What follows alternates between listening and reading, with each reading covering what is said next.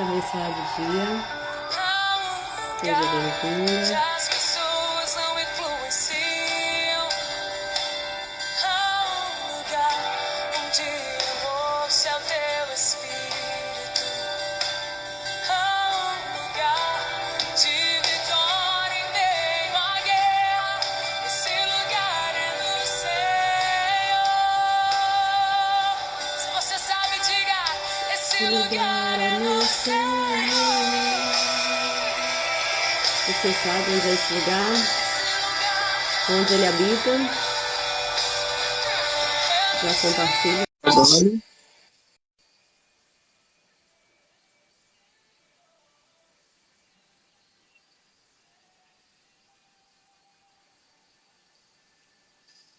Toma posse desse dia, o melhor dia das nossas vidas até aqui.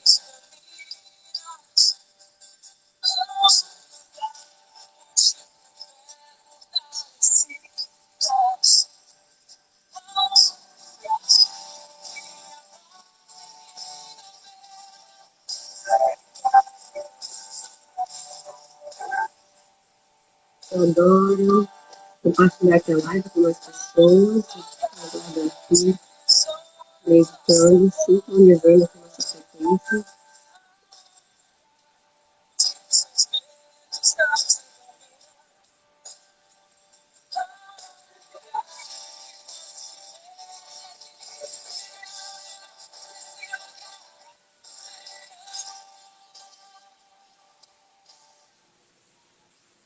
Esse lugar é no Senhor, meu irmão.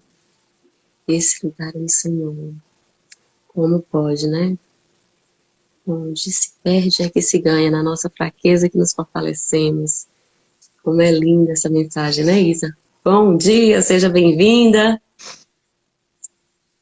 Bom dia, Seja bem-vinda, minha amada.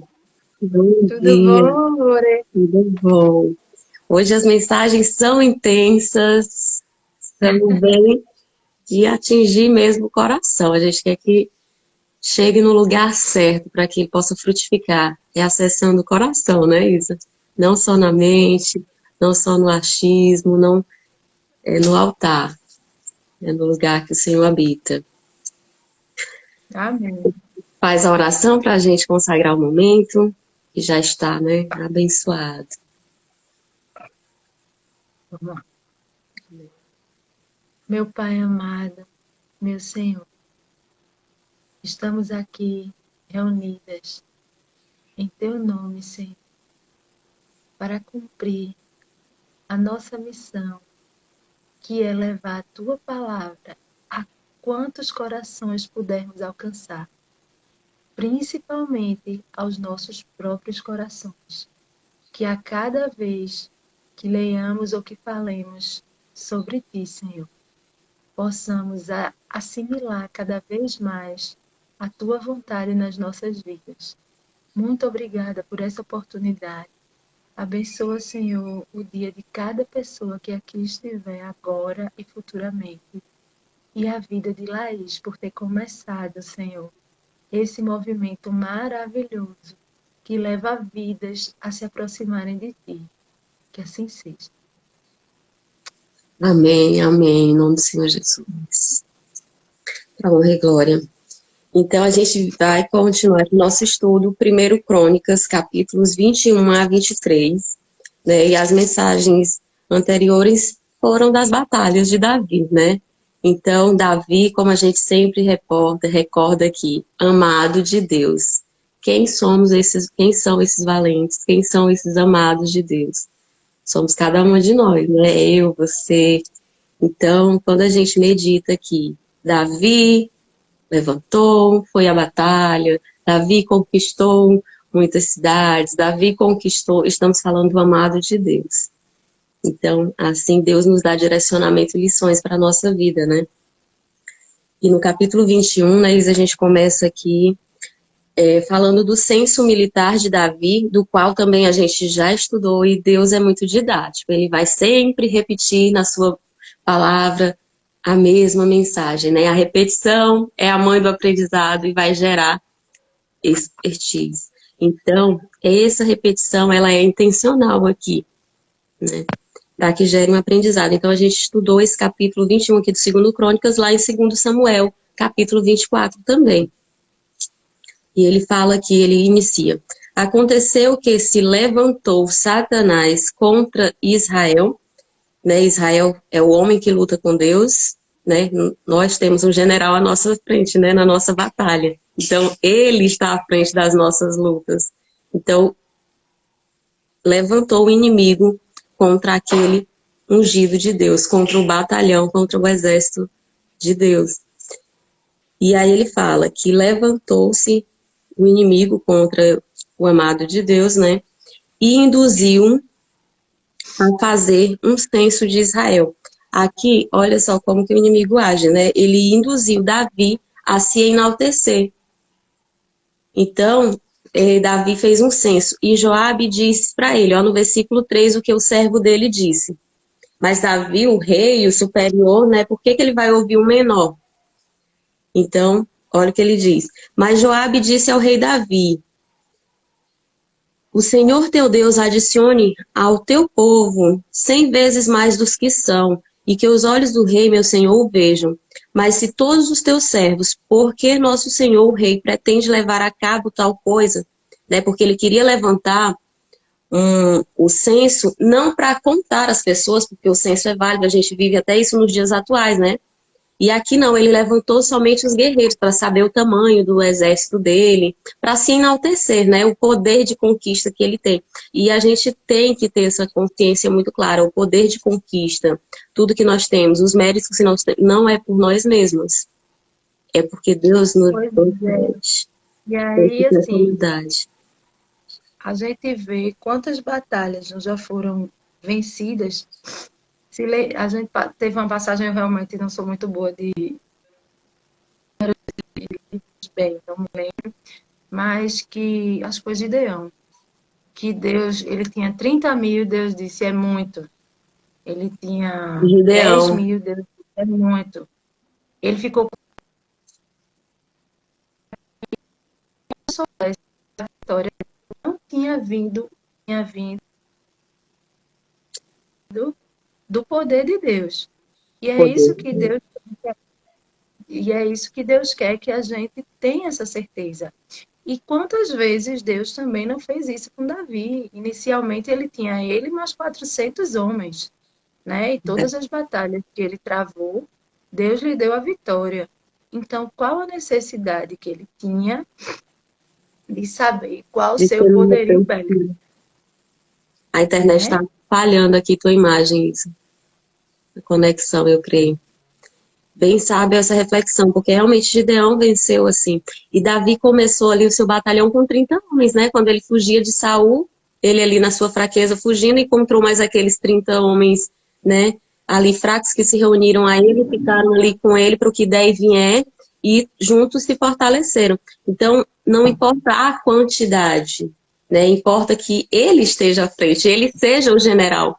Não importa, né? Se muitas vezes a gente se reclusa e fica ali sozinha, né, Isa? Tem aquele momento de solitude, que eu não gosto de dizer a solidão, porque quando a gente está na solidão, a gente está sozinho mesmo. Mas estar em solitude quer dizer, estou eu aqui no meu momento, mas Deus é comigo. Então, eu estou no momento de solitude, plena, sozinha, refletindo, porque há essa necessidade, mas não sozinha. Você só está só quando você decide, quer ficar só. Mas ele está sempre ali disposto a ser a sua melhor companhia, né? A ser esse general que vai à frente e lutar por você. Então, é isso, e ele só vem a partir de uma decisão, né? O Espírito Santo de Deus, ele é muito educado. Você tem que plantar aquela semente de fé. Você tem que acreditar, porque não é, a fé é isso, né? Não é pelos seus olhos verem, mas pelo que você crê. Então, quando eu tenho certeza de que nunca estou só, isso é solitude, né? E aqui a gente aprende que não é a quantidade, mas a qualidade, a confiança, a fé, que vai realmente fazer conquistar, né? Então, assim, ele ignorou o menor, e aí no versículo 4 diz, contudo a palavra do rei prevaleceu contra Joabe. E Joabe saiu, andou por todo Israel e voltou para Jerusalém. Então, assim, muitas vezes, quem aqui já ouviu alguém que ignora uma mensagem pelo mensageiro? né?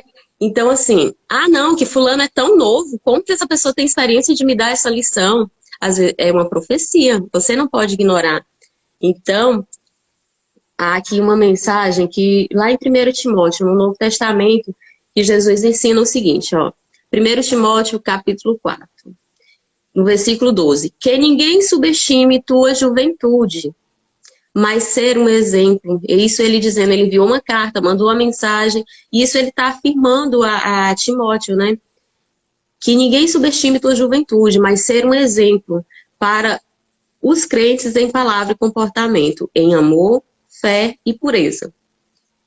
Enquanto vou, ocupa-te na leitura, na intercessão e no ensino. Então, imagina que aqui é o apóstolo Paulo instruindo o seu discípulo. Então, imagina que a palavra de Deus, o apóstolo Paulo, ele foi o maior escritor, né? 98% do Novo Testamento foi ele que escreveu.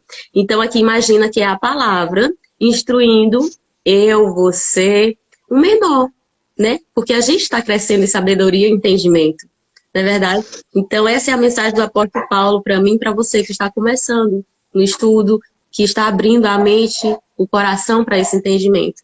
E ele diz, enquanto vou, ocupa-te na leitura, meditar na palavra, na intercessão, quer dizer, na oração, e no ensino. E o que é a intercessão? Aqui ele diz, ele deu um ministério ao Timóteo, né? Todas nós recebemos um ministério. O que é a intercessão? A intercessão é eu ficar mesmo assim, de braços estendidos, em oração pelo outro, né? E quando a gente está em intercessão, ela é algo muito forte. Você sente a dor do outro, né? Você sente aquele aperto no peito, muitas vezes você chora com o outro, porque a intercessão, ela vibra numa frequência, é aquele rapport, né, que falam, que Deus diz, chora com os que choram, te alegra com os que se alegram. Isso é interceder. Quando eu estou orando por alguém que pediu uma ajuda, numa necessidade de angústia, o coração da gente aperta. Quando eu estou celebrando, que alguém diz, uau, eu conquistei isso, uau, hoje eu estou realizando um sonho, hoje eu estou casando uma filha, hoje eu estou fazendo o treinamento que eu desejava, hoje eu estou fazendo. E aí a gente vem e ora junto, o nosso coração também se alegra. A gente fica feliz com a conquista da outra pessoa. Isso é interceder, né? E ele diz, e na intercessão e no ensino. Aí ele diz, não negligencie o dom que está em ti. Porque Deus dá uma porção de fé, uma medida de sabedoria, um talento a cada um de nós, né? Então ele diz, não negligencie o dom que está em ti, e que te foi conferido por profecia e por imposição de mão do escolhido do Senhor, do ungido, né? Então, isso, olha como é importante. A gente recebe dom, né? A profecia, porque é aquela coisa, muitos são os chamados, poucos os escolhidos, né? Então, quando você sente essa ativação, quantas pessoas aqui já receberam uma imposição de mãos, já receberam a profecia, receberam uma transportação, porque é no mundo espiritual, não pense que é só material, alguém vai impor a mão e vai desejar, vai lhe dar unção de profecia, unção de ensino, e você pensa que é pelo material, é pelo espiritual, é o dom revestido de Deus. Então, assim, não é a mensagem, o mensageiro, não ignore, por menor que seja a idade da pessoa, não ignore. Então, assim, quem já passou por uma situação de alguém subestimar, quem você pensa que é para estar me dizendo isso? Porque nós temos que ter essa humildade de aprender com o outro. Eu aprendo total com meu filho. Ele tem 3 anos, mas ele me ensina tanto que é surreal. Então, nunca ignore a mensagem pelo mensageiro, né? Ou porque a pessoa é muito humilde, simples, em condições de posse, ou porque ela é mais jovem em idade. Isso é importante, né? Isso. E então ele ignorou Joabe. E há também uma mensagem, uma parábola que eu vou contar, assim, uma história mesmo, que ela é real, de ignorar. Certa vez, né, no mar havia um grande navio, e à frente havia... Então ele recebeu uma mensagem no rádio. Desvie a sua rota em 15 graus para o sul. Você está em rota de colisão.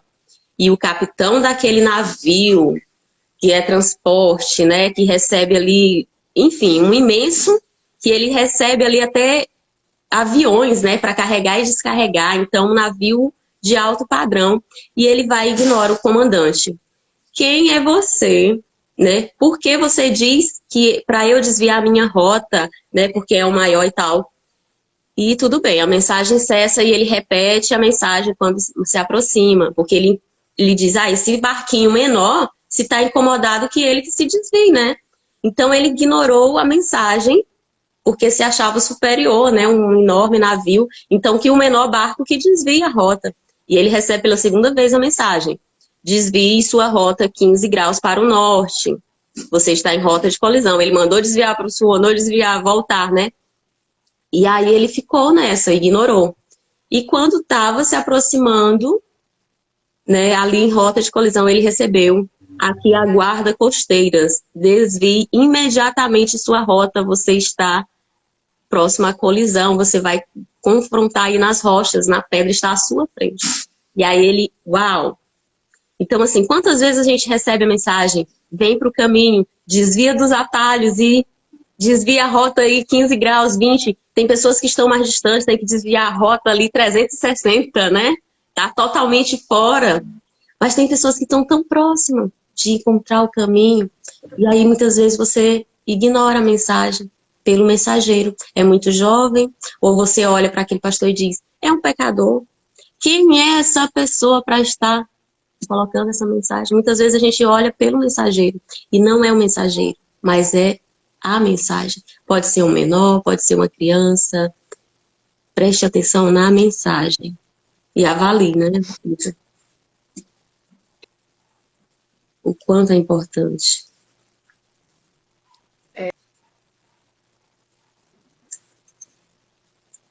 Aí, quando ele viu, né, que tinha pecado, isso aí tu estava em que versículo?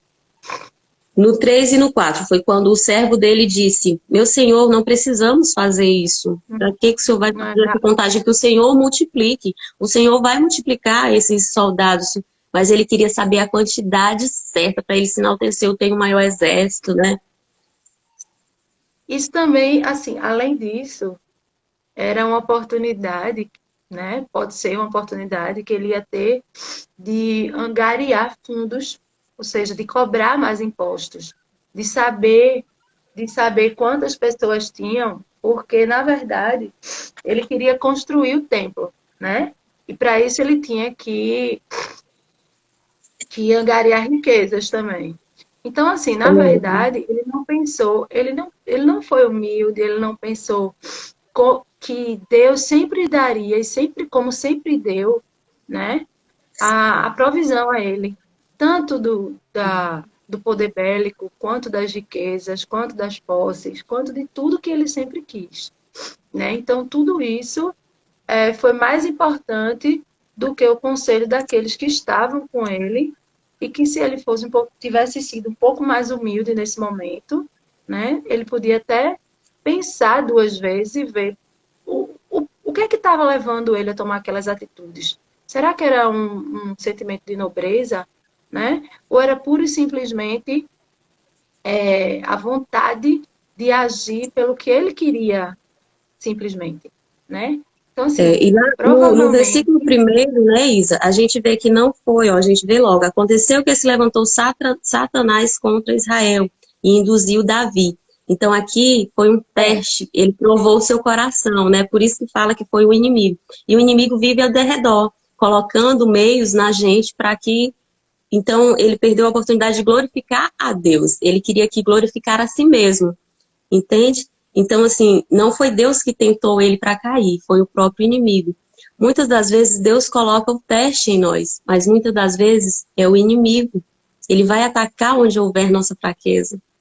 Então a gente tem que, Deus diz, né, para a gente pedir sabedoria e entendimento para diferenciar o bem e o mal, né? Como o teste de Abraão. Foi Deus que impôs, me dá o teu filho, né? Então Deus queria testar ele para saber se o coração dele estava como Deus em primeiro lugar ou se ele estava amando mais a bênção, a promessa, do que o abençoador.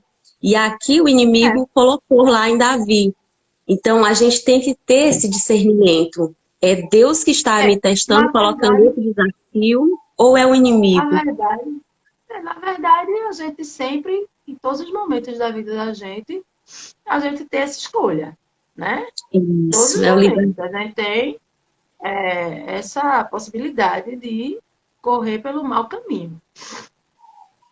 A gente não, assim, porque foi Satanás que. Não, o tempo todo a gente está